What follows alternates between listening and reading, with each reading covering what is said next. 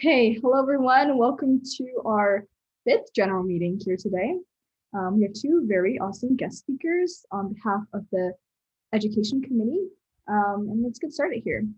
So just some quick reminders or announcements, I guess. Thank you all to all our members and attendees for coming to our Let's Talk Movement Disorders event this past weekend, and congrats to all of our gift card winners who we'll be reaching out to once we purchase them.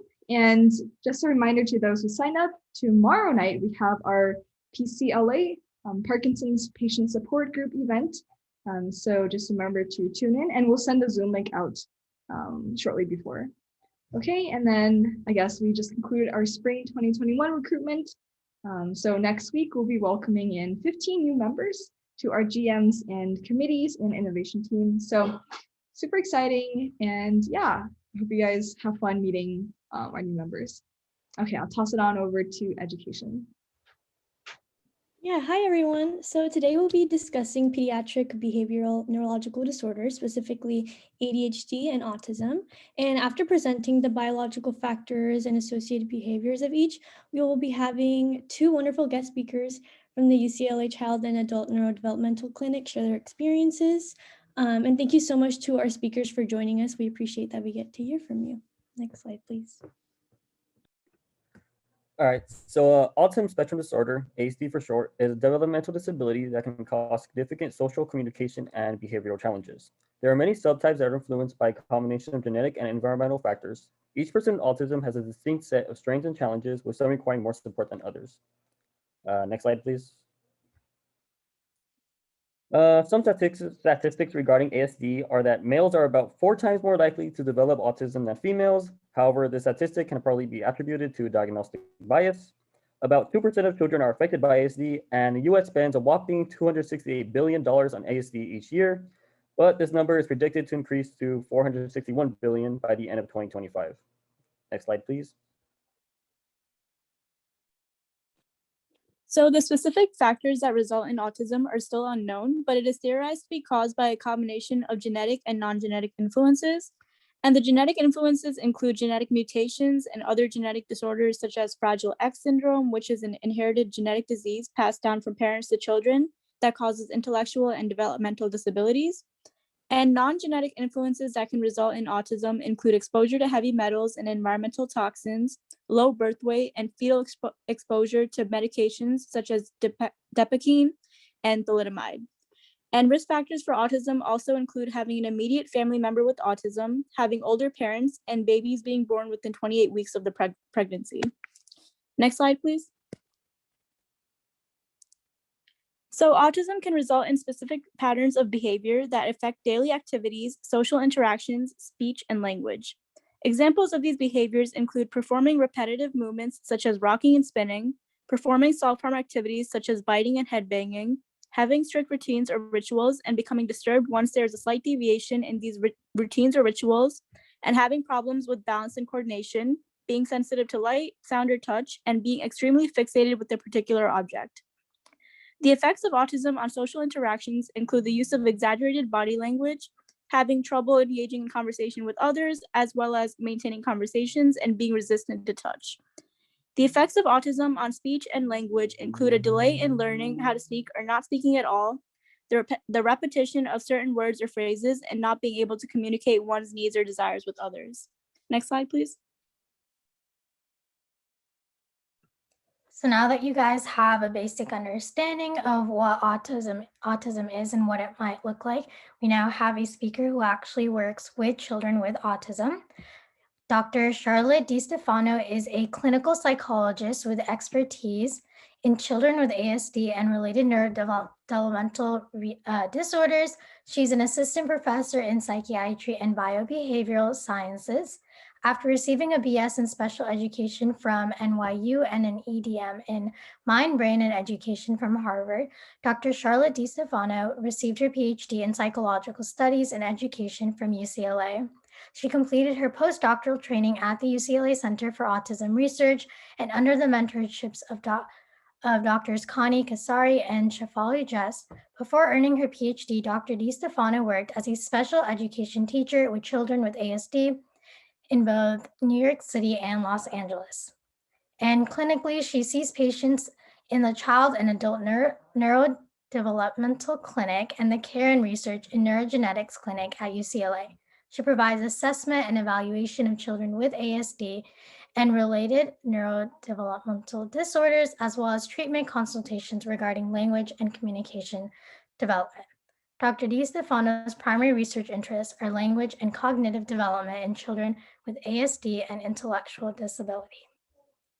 So we have some focus questions that hopefully will help educate our members more about working with the neurodiverse community. So first, we wanted to know if you could talk about common misconceptions there are about children with autism, because we talked about like common behaviors that they might have, but we're interested in knowing like what misconceptions there are and like what we should know about working with children with neurological disabilities. Sure. So as you guys said, autism is really, really broad. It applies to a lot of individuals who can have really different characteristics and symptoms. I tend to work with kids who are at the more severe end of the spectrum, kids who are not developing language and have a lot of challenges and need a lot of help and support over time. And that population is pretty different from people with autism who have intact cognitive skills and language skills and are going to graduate from high school and go to college. And even though they all get the same diagnosis, the needs can be really, really different. From the population that I work with, I think the biggest conception is assuming that kids who don't use a lot of language don't understand in other areas. People used to use and still use the term low functioning autism to refer primarily to kids who are non-speaking. I don't use that term, and luckily it's getting less popular. People still use the term high functioning autism to refer to the opposite, but hopefully we're moving away from low functioning and instead we say minimally verbal or nonverbal, because really what we're describing is just their inability to use spoken language. But I work with kids who have, higher than average nonverbal cognitive scores sometimes, even though they don't speak. So I think that, the biggest thing to understand is that we do use just one diagnosis for this really, really wide range of individuals. And while they all share certain characteristics, which is why they meet criteria for the diagnosis, they can express those characteristics in lots of different ways and have lots of different abilities and challenges underneath all of that. Thank you so much. And we're also wondering if you could talk a little bit about what you do at the UCLA CAN clinic and like what they do in general, like what a day-to-day, like how it would be like working there. Yeah, so sorry, my cat is going crazy behind me. So I'm both a psychologist and a researcher. So one of the great things for me about being at a place like UCLA is that I get to do both. A lot of people choose to be either in a research career or in a clinical career. And because UCLA is an academic institution, but also a medical institution, I'm able to do both here, which is great. So I do research. I work on lots of different research studies and collaborate with other people who do autism research and developmental disabilities research.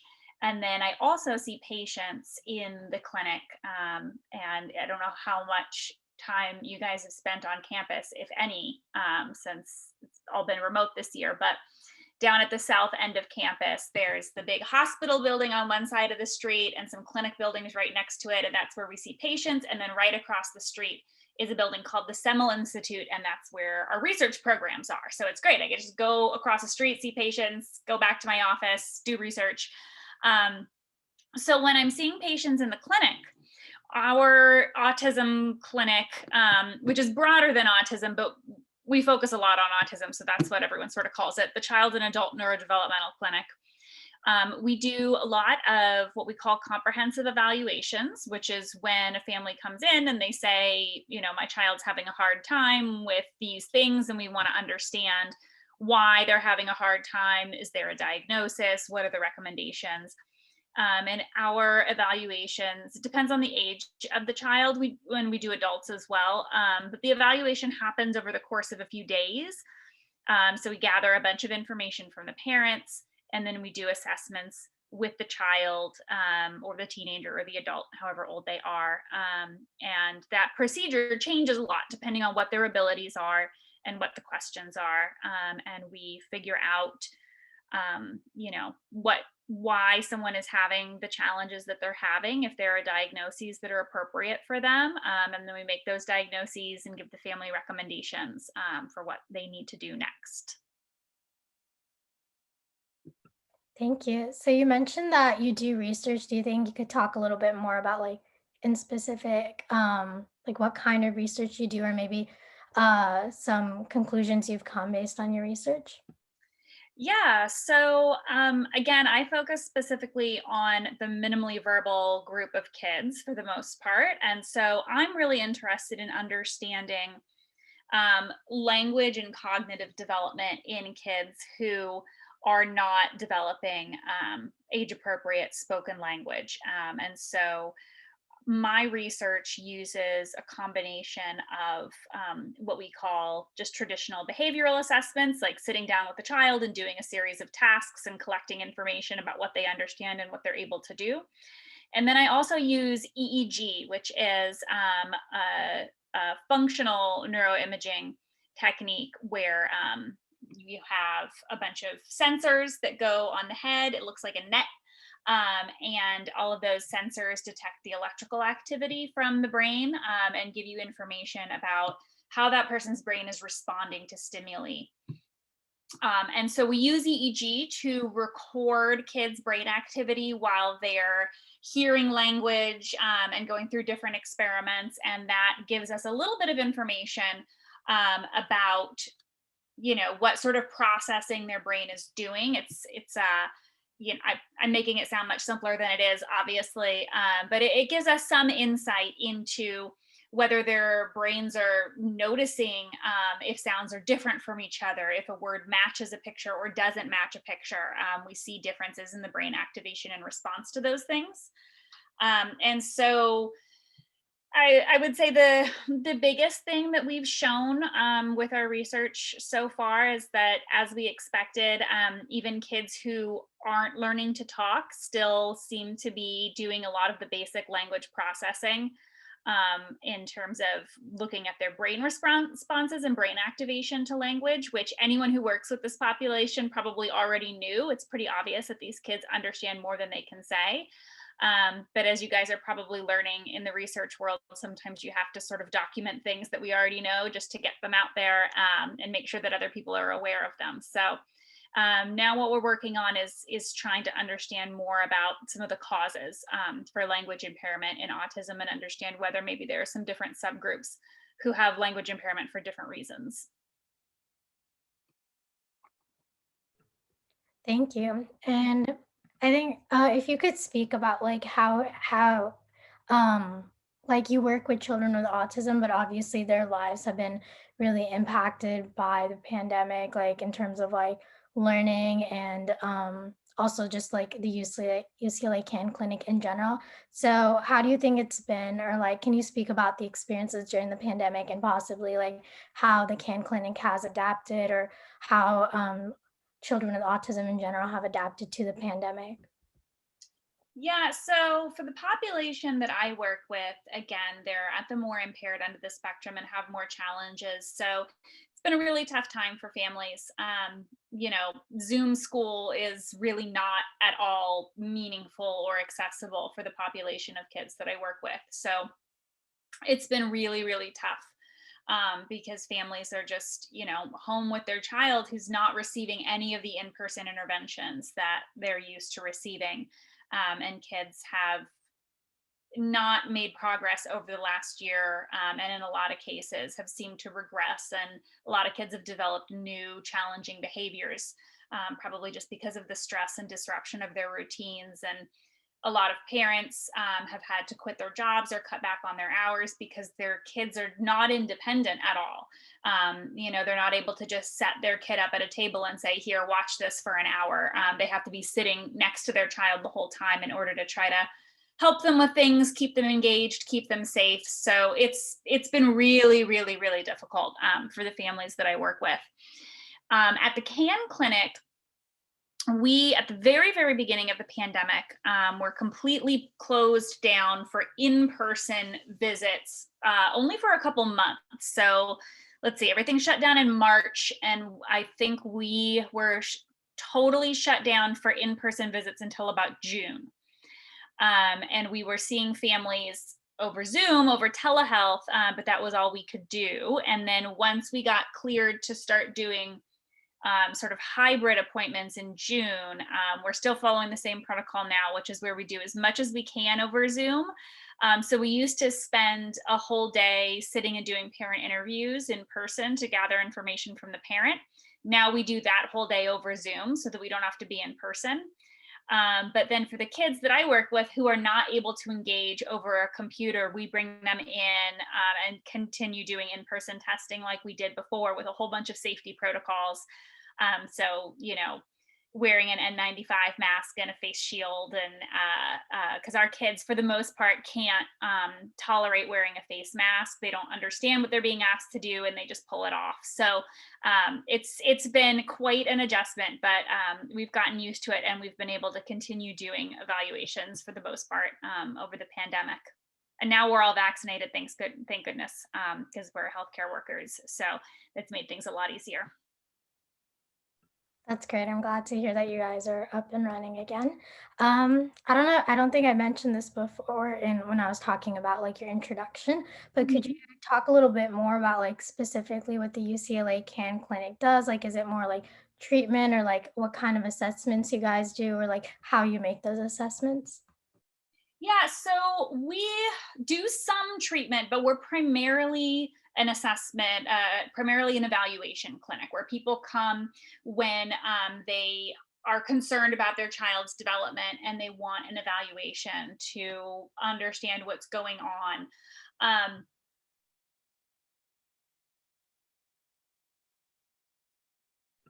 think she froze. Presenting questions are. In general, we start by doing an intake appointment with the family where we get background information about what their concerns are, what's been going on that brought them to the point of wanting to get an evaluation.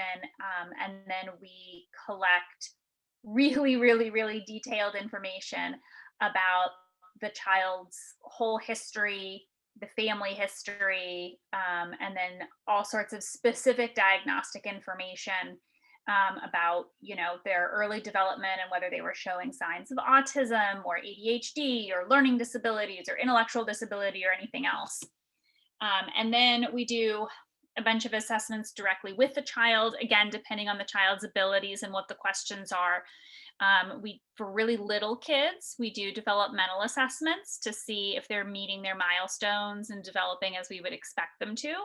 Once a child is about 5 years old, we can do more of a traditional cognitive assessment, like an IQ assessment, and understand if their cognitive profile is developing evenly or if there are areas where they're having more challenges. Sometimes we do academic testing if kids are having trouble in school and we're trying to figure out why. And then with older individuals who might be having more mental health or behavioral challenges, if they're able to speak fluently, then we'll do more traditional psychological interviewing to understand, you know, the feelings that they're having and the challenges that they're experiencing. And then our clinic works from a team model. So if I'm doing an evaluation, I'm the one who's directly with the family for 3 days, but then we have a team meeting every week with all of our different providers. And we talk about each one of the patients, and everyone gets a chance to ask questions and weigh in on, you know, what they think the most appropriate diagnoses should be. And then we relay that to the family and give them recommendations for what they need to do next and what types of treatment to look for. The clinic does do some treatment. We do a type of play-based intervention for kids with autism called JASPER, Joint Attention, Symbolic Play, Engagement, and Regulation, which was developed by Connie Kazari here at UCLA. And so those are play sessions with a therapist and a child and focused on building engagement and language. And then for older kids who are having problems with anxiety, there are some psychologists at the clinic who do a style of therapy called cognitive behavioral therapy to help kids reframe some of those anxious thoughts and develop coping strategies. But in general, the clinic is pretty heavily an evaluation clinic rather than therapy. Thank you. And one final thing before we get to a short Q&A. So our club really focuses on like the role of tech in terms of like treating like neurological disorders. So I was wondering if you could speak a little bit on like technology and what role do you think that it plays in terms of like helping children with disabilities or with neurodevelopmental disorders? Yeah, so it's really relevant for the population that I work with because a lot of kids end up using assistive communication devices. So, you know, once a child gets to be 5 or 6 years old and they're not developing spoken language or only minimal spoken language, then we usually start to think about introducing some sort of a communication device to augment their other communication abilities. And, you know, one of the great things that has happened in the last several years is that iPads and tablets have become widely available. When I first started out as a special ed teacher in the early 2000s, kids who needed a communication device, there were dynamic display, you know, touch screen voice output communication devices, but they were made by specialty companies and they cost like $10,000, and you had to get it covered through your health insurance. And families, you know, would try to get these devices covered and would fight to try to get them, but it was really, really difficult. And now, you know, an iPad is still not cheap, but that's a lot more accessible than, you know, trying to fight with your insurance to get a Dynavox covered. So families are now much more empowered to try to provide these devices to their kids. And there are all sorts of apps and software programs that you can put on an iPad or another type of tablet where the child can touch a picture on the screen and it'll say the word for them. And so we call those speech generating devices. And so those are really, really widely used now with varying degrees of success. It depends on the individual and, you know, how good their therapist is at working with them. But it's really, really relevant for the population that I work with. And I spend a lot of time working with families trying to figure out how to set up a speech output app on a tablet to make it most appropriate for their child and making sure that their child can make some progress trying to learn to use it. Can I add one thing in here, just a food for thought? And Charlotte, it's so nice to meet you, and I'm surprised we haven't crossed paths yet. But in talking about technology for individuals with autism, I've constantly thought, you know, you talked about AAC, augmentative communication devices, alternative and augmentative communication devices, which is what Dr. DiStefano was talking about earlier. And there's another mode of communication that some folks with autism utilize, which is really controversial. It's called facilitated communication or supported typing. And one way that I've always imagined technology, if I had a wish for technology, because I know this group really thinks about innovation, is that there could be some type of device that would provide individuals with autism the type of support they would need to type to communicate without another person there. So using technology as a device to provide the support that can be interpreted as another person's voice coming through when there are two people, or there's a person supporting a child with autism to communicate through typing, and there's that person's like pulling back their arm or touching their shoulder. There's a lot of controversy around that because there's a question about who's actually typing and whose thoughts are really coming through.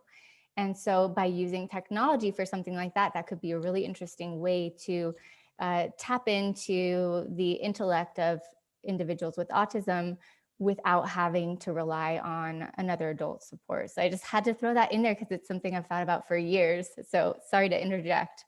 No problem. Thank you. Hopefully, maybe one of our members one day will create technology like that. It'd be so cool. Yeah, to wrap it up, Dr. DiStefano, are there any comments you have with like in terms of like how us as undergraduate students can like help out at the CAN clinic, or just in general how we can help support the neurodiverse population? I wish there were ways you could help out at the CAN clinic, but because of COVID, we're not allowed to have any undergrad volunteers either in clinic or in research.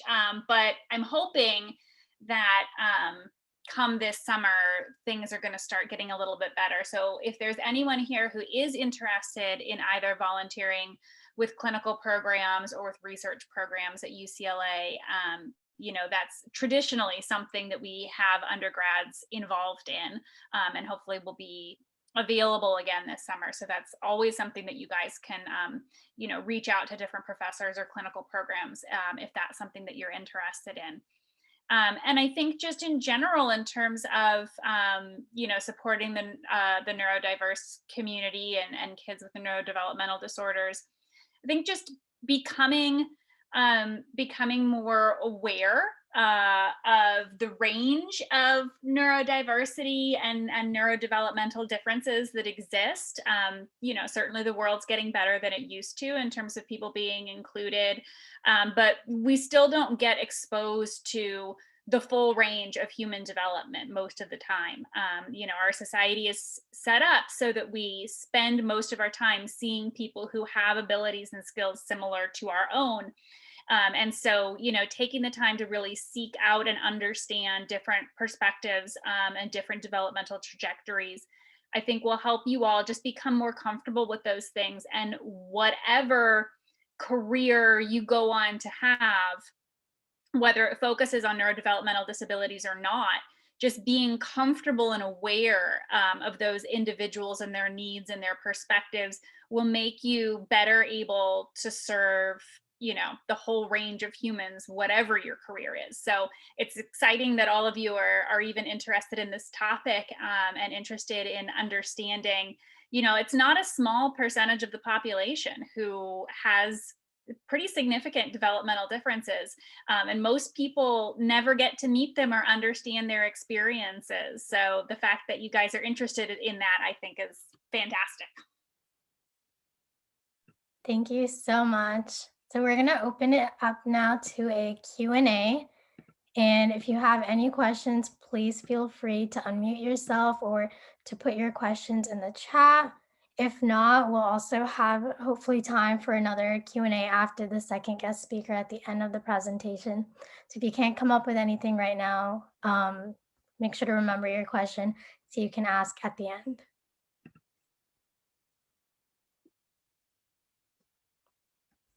Any questions? If not, we can move on. And okay, we'll bring up the Q&A again at the end of the presentation.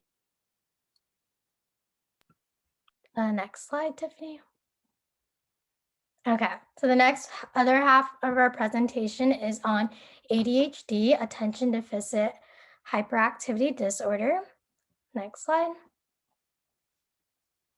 So there are 3 different types of ADHD. So what ADHD is in general is it's one of the most common neurodevelopmental disorders. I keep messing up on that word, but it's really common and it's usually first diagnosed in childhood and often lasts into adulthood. Children with ADHD may have trouble paying attention, controlling impulsive behaviors, like they may act without thinking about what the result will be, or they might be overly active. And it's usually normal for children to have trouble focusing. However, children with ADHD are different because their symptoms might become more severe, and this can lead them to have trouble like at school. So there's 3 different types of ADHD. There's the predominantly inattentive presentation. So this is usually when it's hard for the individual to organize or finish a task or pay attention to details or follow through with like conversations. And the person can be easily distracted or forgets details of daily routines. There's also predominantly hyperactive impulsive presentation. The person might fidget and talk a lot. It's hard for them to sit still for long. And with among smaller children, they might run, jump, or climb constantly.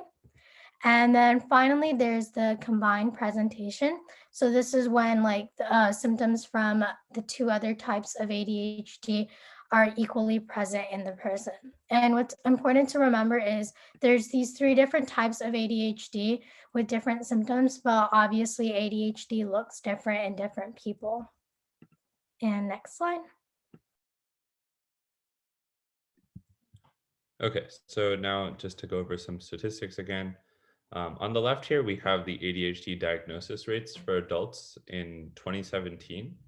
And so as you can see with this little chart that I've made, these diagnosis rates have been sort of organized based on race and ethnic group. So in the past 2 decades, the diagnosis rate has been increasing across the board for all the races and ethnic groups, but these numbers organized from highest to lowest clearly indicate disparity among races. And on the right, we have the prevalence. So as stated before, ADHD is a very common disorder throughout the world. It is actually the most common neurodevelopmental disorder, particularly affecting children at 5%. And then with adults, it goes down to 2.8%. All right, next slide, please. Now looking into some of the biological factors associated with ADHD, these are being consistently researched, but there are a few existing factors that are important to note. So the first deals with brain anatomy and function in areas controlling attention and activity, where brain structures might take more time to develop, or brain networks have trouble shifting gears, or chemicals may struggle to get messages across. ADHD has impaired activity in 4 regions of the brain, which are the frontal cortex, the limbic system, the basal ganglia, and the reticular activating system. Other studies also suggest that there may be an imbalance of neurotransmitters in the brain, such as norepinephrine and dopamine. And another biological factor towards the development of ADHD are genes and heredity. Available evidence actually suggests that ADHD is genetic, meaning it can run in some families. Some statistics to prove this are that a child with ADHD is 4 times more likely to have a relative with ADHD, and your risk of having ADHD is up to 25% higher if you already have a sibling with ADHD.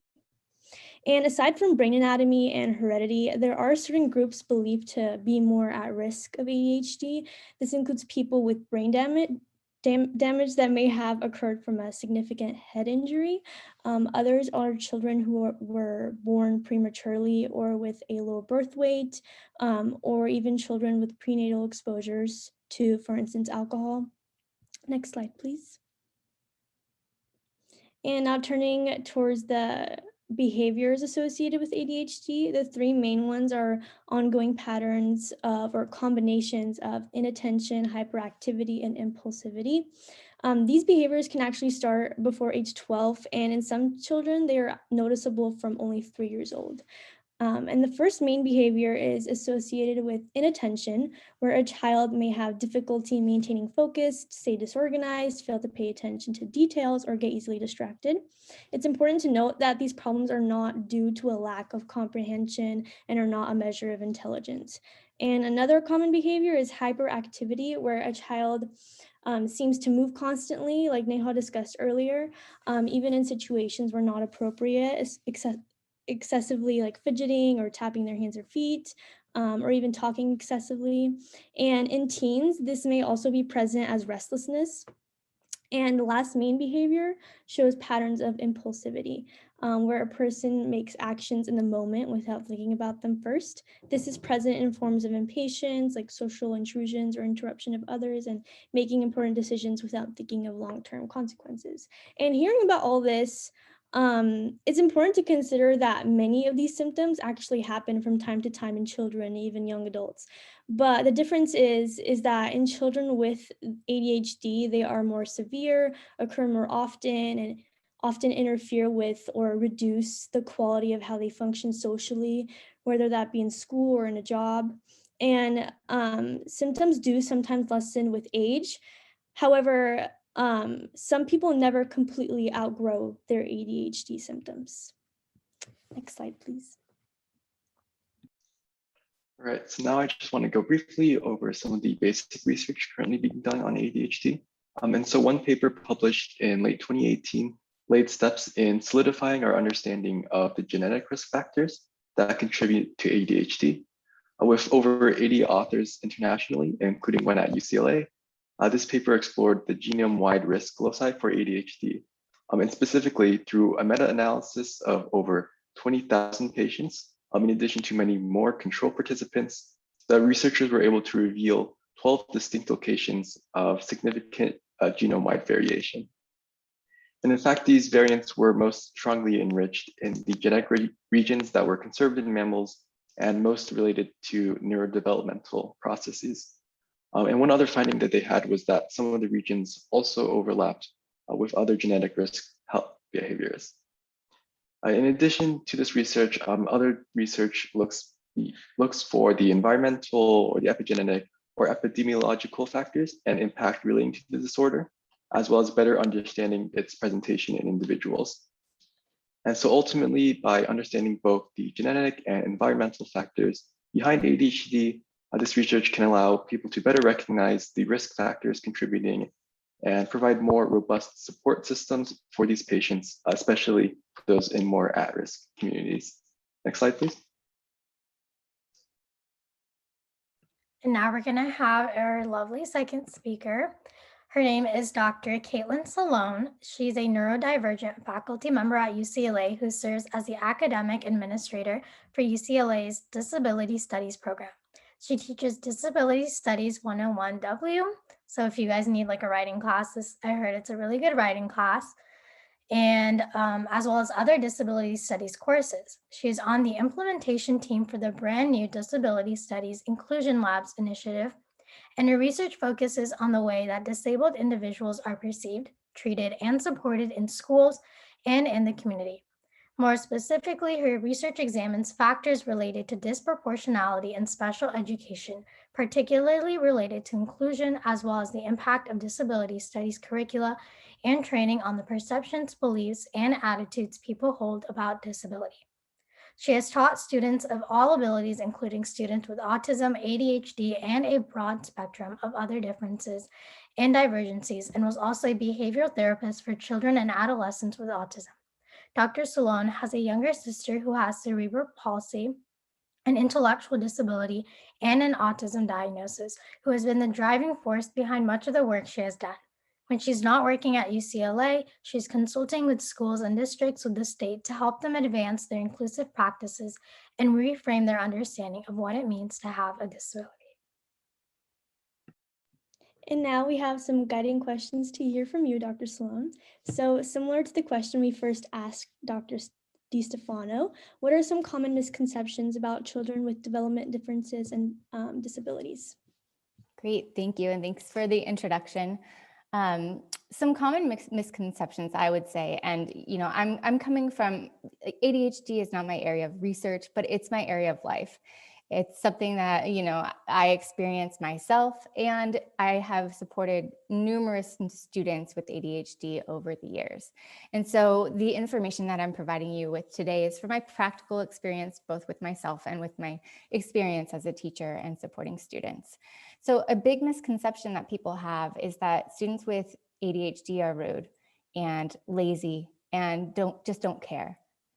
Oftentimes there's students in the classrooms who are being disruptive and maybe talking out of turn and chatting and needing to move and needing to fidget. And so the big thing to consider is the system rather than the student in these cases, right? Thinking about how the system is structured or the classroom is structured to really meet the needs of students or really make it look like they are out of place, right? So if you set up a classroom in a way that's supportive to students and in a way where they're allowed to move, they're allowed to fidget, they have times for breaks, they have times to chat, and they know what their expectations are, students with ADHD can be wildly more successful.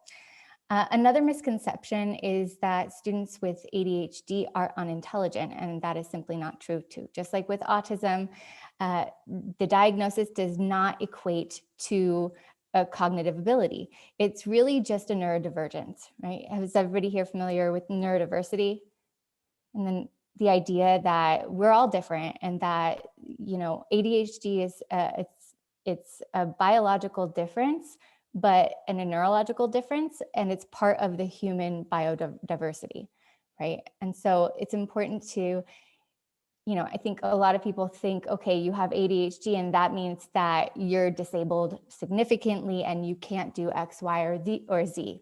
Or I've had a lot of parents say, I'm so worried about my child. Will they ever go to college? Will they ever amount to anything if they have ADHD? And then I tell them I have ADHD, and they're so surprised because they never thought that their child could have a successful life or outcomes based on the diagnosis, and that is simply not true.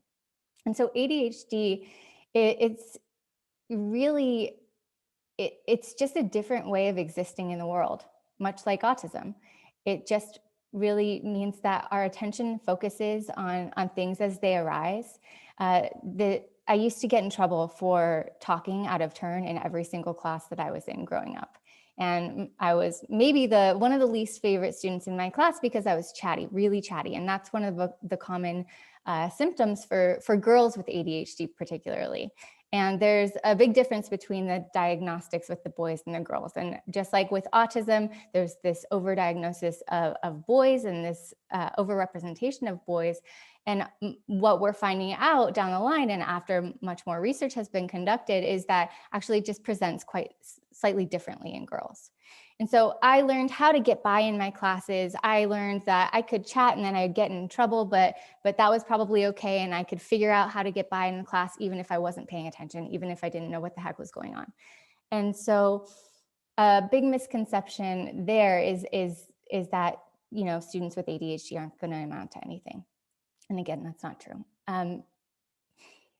There's also this assumption that if you just try harder, you'll be fine. Right? You're just not trying hard enough. And so you need to try harder. And when that is told to students or children with ADHD time and time again, that can start to be really, really, it can be really, it negatively impact their self-concept and their ability to see themselves in a positive way. And so students with ADHD, children with ADHD, it's not because they're not trying. It's not because they don't want to be respectful. It's not because that they don't want to comply with the rules in whatever space that they're in. It's simply that their brain is wired differently. There's a difference in executive function. So one thing I remember being told all the time in school, and one thing I've seen children be told constantly in school, is you need to think before you speak or think before you act. And I truly never really understood what people meant by this growing up. And it wasn't until I started to meditate that I realized what they were talking about. Because with a frequent meditation practice, I was able to build that executive function capability where suddenly there was time for me to think before I acted and before I spoke. And the first time I realized that, it was probably about 8 years ago, actually, not too long ago.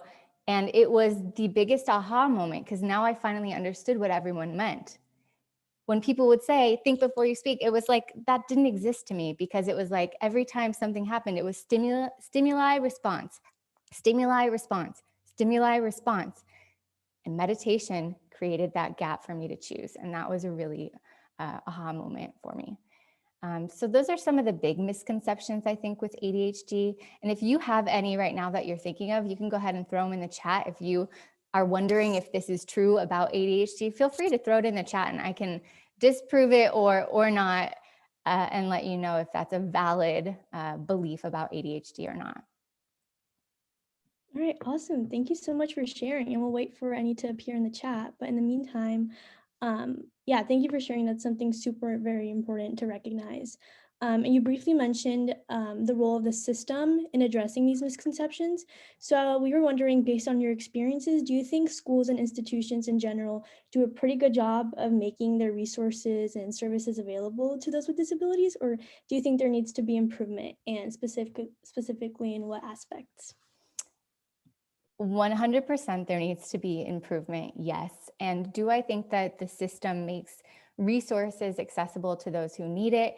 It depends on what you mean by resources and meaningful services and supports, right? Because there are services and supports that are available to students who qualify in needing special education supports. But actually for ADHD, many students don't qualify for a special education services because they're meeting grade level expectations or they're not far enough behind to be eligible to receive special education supports and services. If they've been guided and their family knows what to do, then they might get a 504 plan in school, and that would provide them with accommodations. But from my perspective, and this is something that I work really hard with schools and districts to transform, is that I believe that all students, no matter who you are, you don't have to have a diagnosis, but you should have access to any accommodations you need to be successful in school. And it's really about this universal design for learning, or universally designed systems and structures and institutions that we're really working towards. We've been working towards this for a while now, and some schools, some districts, some places, some classrooms are doing a really good job of ensuring that all students do have what they need. But systematically, as a structure, educationally, we are definitely not there yet. We have a long way to go. And I think it starts with really understanding what it means to have a disability and what it doesn't mean, and what it means to get your needs met and have access to the supports that you need. What even are the right supports, right?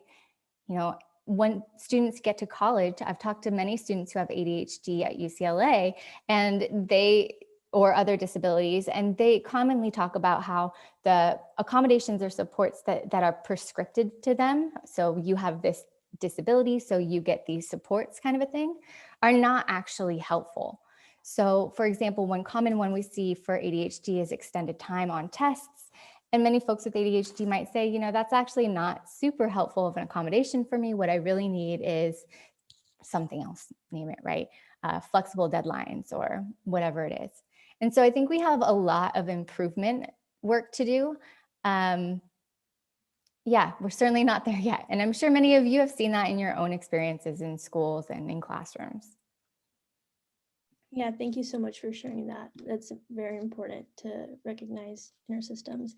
And we also, from your short bio, we also learned that you have an important role in the Disability Studies Inclusion Labs. So we were wondering what you have maybe discovered so far regarding disability studies and attitudes people have about disabilities. Yeah, so our Disability Studies Inclusion Labs is a brand new initiative. We just launched the website last month. And if you just type in Google Disability Studies Inclusion Lab, UCLA, you can find that link there. If you want to find out the programming we're doing and what events are coming up, you can sign up for the mailing list to find out there. But what we're really working on, and it's still in the very baby phases of rolling this out, but what we're working on is creating spaces to come together to learn from faculty at UCLA, from community members, and from folks with the lived experience to really try to bridge that theory and practice piece and have really important, meaningful conversations that can help move us forward and advance practices, policy, institutions, and the way that we serve and treat and view people with disabilities. Disability studies it's a critical field. It's the critical study of disability. And it's not just, okay, disability studies is where we go to learn about disability. It's where we go to learn about how we think about disability and how our systems and structures have constructed disability. And so one of the most foundational kind of concepts that we learn about is the two different models of disability, the social model and the medical model. where both have a time and a place and have a lot of value. But the medical model, which is really largely what obviously medicine is based in and our education is based in, it puts it identifies the problem within the individual. So a child has a disability, so that child is the one that needs to be fixed, needs to be cured, needs to be remediated, needs intervention, needs support, and the problem is with that child. And while much of that might be true and that child might very much benefit from those services and supports and whatever it is, the opposite is also true in that we need to think about what structures, systems, conditions in society are disabling people. So when we're looking at education, we're looking at a regular classroom and a student's not succeeding in that classroom. And so then the academic or the student's team says, okay, that student needs to go to a different place, rather than saying, what do I need to change about this environment so that that student can thrive?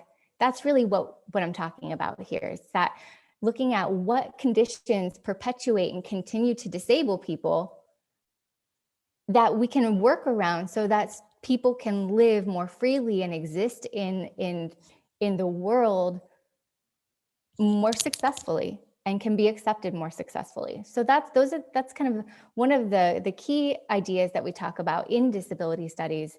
And that simply giving people that framework and helping people to understand our long history and intersectionality between disability and race and segregation, and how we have for so many years used disability as a way to segregate students of color.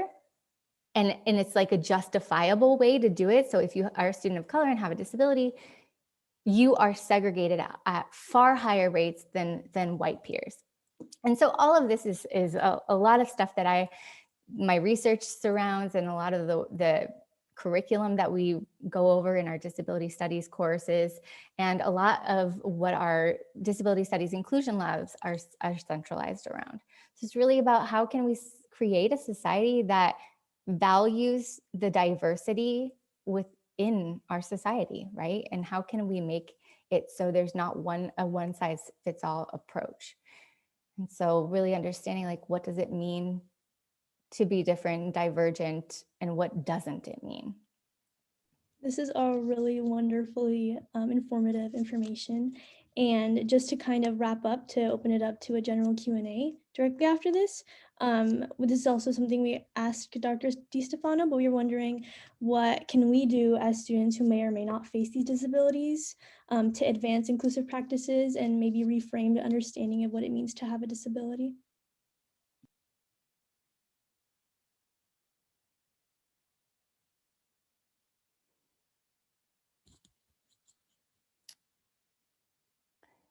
So what can we do to be allies?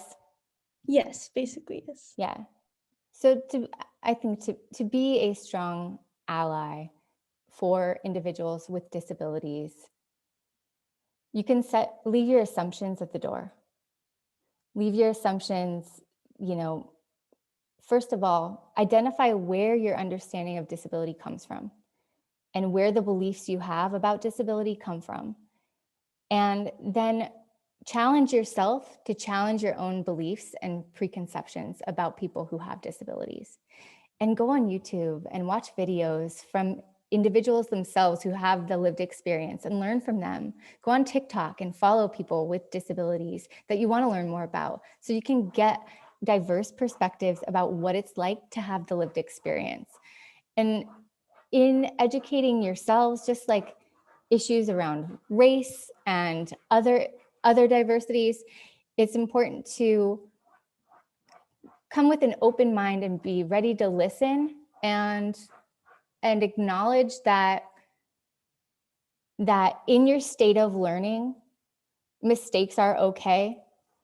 So what I see people do oftentimes is, you don't want to say the wrong thing or do the wrong thing or insult someone, and so by not wanting to do that, then you avoid the interaction, or you don't take that risk.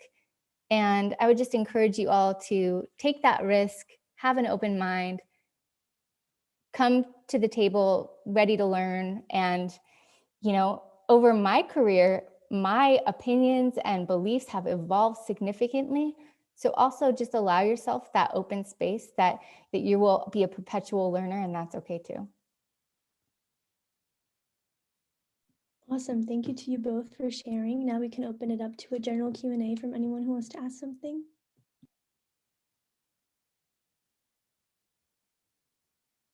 I actually have like a quick question. So from what I've heard, like this is for like both speakers, like ADHD and autism is usually more like diagnosed in men rather than women. So I was wondering if that had more to do with like biological factors or more just like in terms of how the two different or how men and women like portray their symptoms.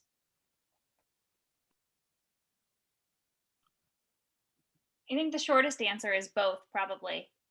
You know, we're at the very beginning stages of understanding the neurobiology of developmental disorders, and you know, in both ADHD and autism, genetics is moving along quickly and is identifying lots and lots of the genes that are involved in these things, and they do seem to disproportionately affect males versus females. However, there are also differences in how symptoms present in males versus females, and definitely diagnostic biases in males versus females. So it becomes sort of a self-perpetuating cycle, right? Like if we expect that more boys are going to have autism and ADHD, we're looking for more boys to have autism and ADHD, and then we diagnose them more, and it just kind of goes around and around. I think it's both. I think genuinely boys do meet criteria for these diagnoses more often. And I mean, that's a whole separate conversation of whether or not the diagnostic criteria are correct and complete. But we also are biased just in terms of noticing these things in boys more often than in girls. Yeah, I would second that. And there are, it seems like right now particularly, there have been a lot of adult females with autism coming out of the woodwork, at least getting a large social media presence and speaking about how they received the diagnosis later in life and it presented differently, and their parents just figured that they struggled, and much of these, the delay can be attributed to what Dr. DiStefano mentioned about our biases and what we look for, we find, and things like that. And we also have to keep in mind that these disorders are diagnosed based on a checklist of criteria that, you know, lots of well-informed people got together and wrote down, but that doesn't make them necessarily correct or complete. And then you deal with challenges of drawing the line between, you know, just the spectrum of normal development, and then you have to choose a point and say, okay, but on this side of it, we're calling it a disorder and a diagnosis.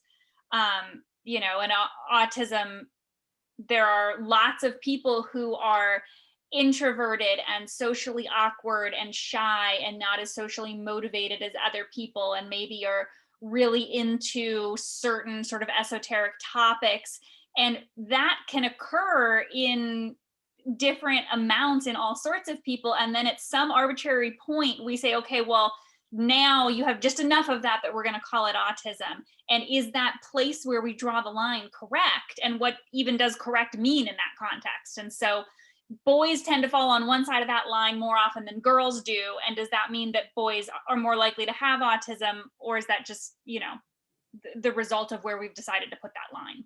I love that explanation. It was beautiful. I explain that to parents a lot in clinic. Mm-hmm. That's a well-rehearsed explanation. It's a great one. So much. So we are a little over time, but there's one question in the chat that someone asked that if you could quickly answer. They asked how much the epigenetics environmental triggers affect the diagnosis of autism and ADHD. I mean, that could be someone's whole PhD. That's not a quick answer. How much do they affect the diagnosis? Not at all, because it's not relevant to the diagnosis. We make diagnoses based on the presence or absence of symptoms, but how much those factors affect the child's symptoms and their development and their neural development, you know, we're just at the very beginning of understanding specifically the epigenetic processes, which, you know, it's one thing to try to understand the genetic factors, and just in autism alone, they've identified nearly 1,000 different genes that seem to influence someone's risk of having autism. And that's just genes as you're born with them, let alone all of the epigenetic changes that can happen and postnatal environmental factors. And so, yeah, maybe Caitlin can add more to that, but it's a very big question. It's a very big question, and it's a mess to try to extract in a very quick conversation, for sure. It appears from the research like so many different things are intersecting that result in a diagnosis of ADHD or autism, and it's really difficult to parse out exactly what it is and how much certain factors are influencing, though it's the work that's being done.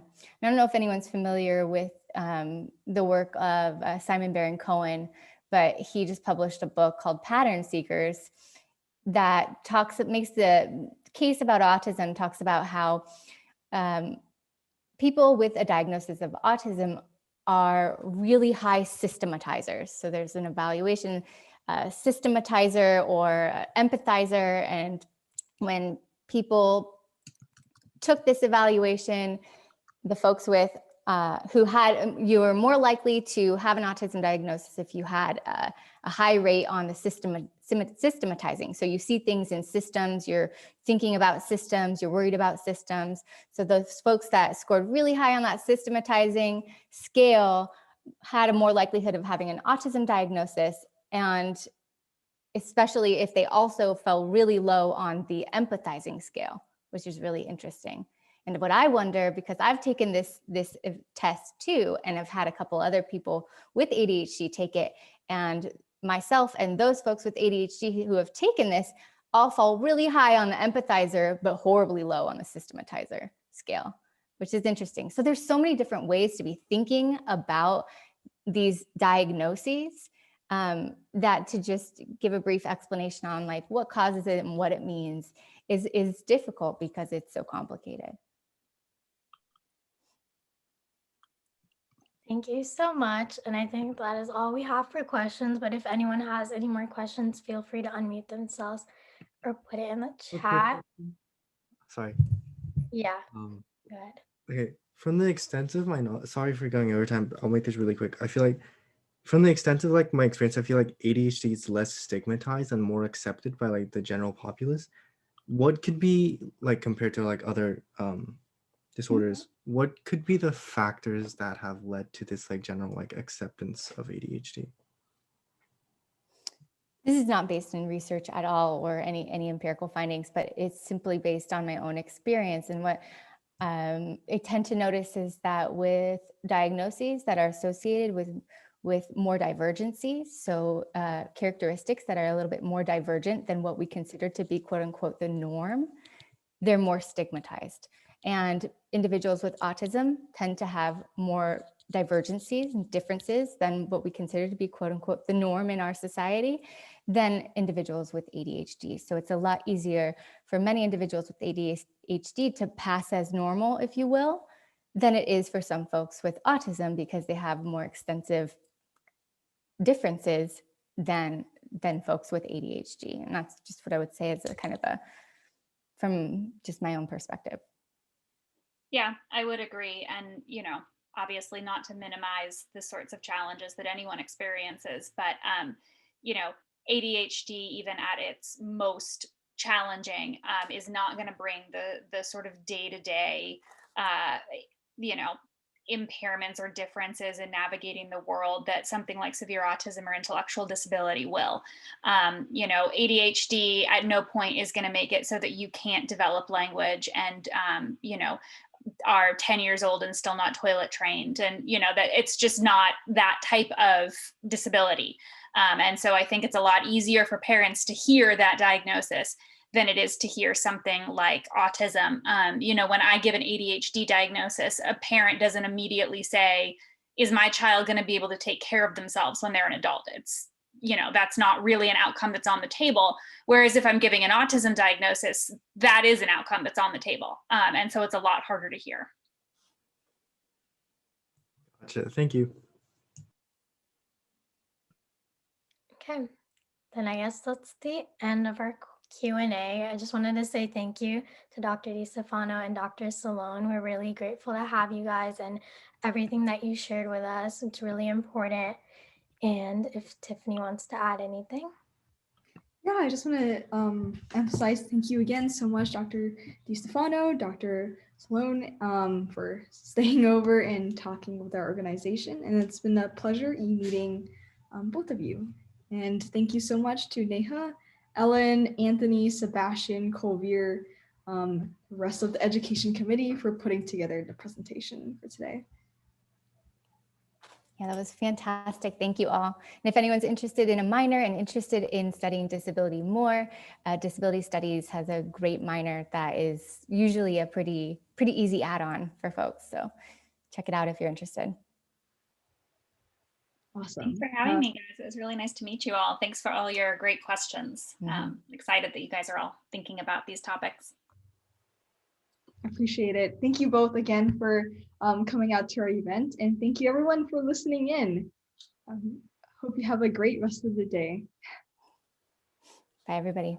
Thank you. Bye. Bye. Thank you.